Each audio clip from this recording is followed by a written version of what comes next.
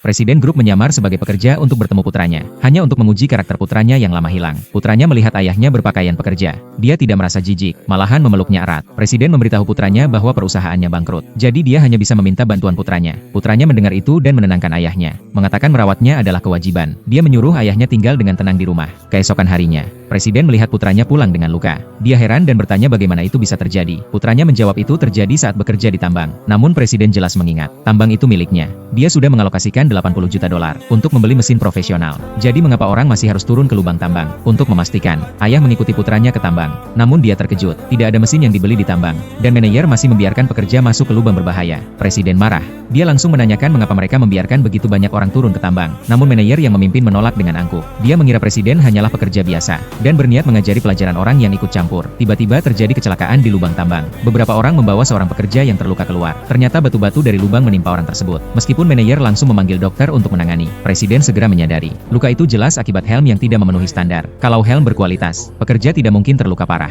Dia langsung memberitahu sekretaris untuk memeriksa tambang. Sekretaris segera membawa tim ke tambang. Sementara itu, luka pekerja sudah ditangani. Dokter menyuruh manajer membawa pekerja ke rumah sakit untuk dijahit. Namun manajer tak bermoral itu hanya membiarkan pekerja pulang beristirahat 2 hari. Tidak berniat membawanya ke rumah sakit. Pimpinan utama pun acuh tak acuh. Hanya memberikan $200 sebagai kompensasi. Pekerja sudah terbiasa dengan cara pimpinan menangani. Mereka tahu perlawanan tidak ada gunanya. Mereka terpaksa menerima. Setelah itu, pimpinan berkata karena ada yang terluka. 2 hari ini pekerjaan ditunda. Dan nanti akan ada tim dari kantor pusat memeriksa. Dia mengancam agar tidak ada yang membocorkan kejadian tadi. Pekerja pun benar-benar diam. Presiden tidak tahan lagi. Dia menuding pimpinan menunda pekerjaan karena takut kepemimpinannya terlihat membeli mesin tambang dengan dana curian. Ekspresi pimpinan berubah. Dia beralasan satu mesin harganya puluhan juta dolar. Tidak membelinya demi memberi pekerjaan kepada pekerja. Semua yang dilakukannya demi kebaikan pekerja. Namun Presiden mengambil helm yang rusak. Dan mempertanyakan mengapa pimpinan mampu membeli pakaian mewah tapi tidak helm berkualitas. Semua itu uang yang dicuri. Ucapan Presiden menyingkap topeng kepalsuan pimpinan. Pimpinan marah dan memerintahkan anak buahnya memukul Presiden. Putranya segera maju untuk menenangkan. Meminta ayahnya berjanji tidak akan membocorkan. Namun Presiden tegas. Dia menegur pimpinan dengan keras. Sekretaris akhirnya tiba.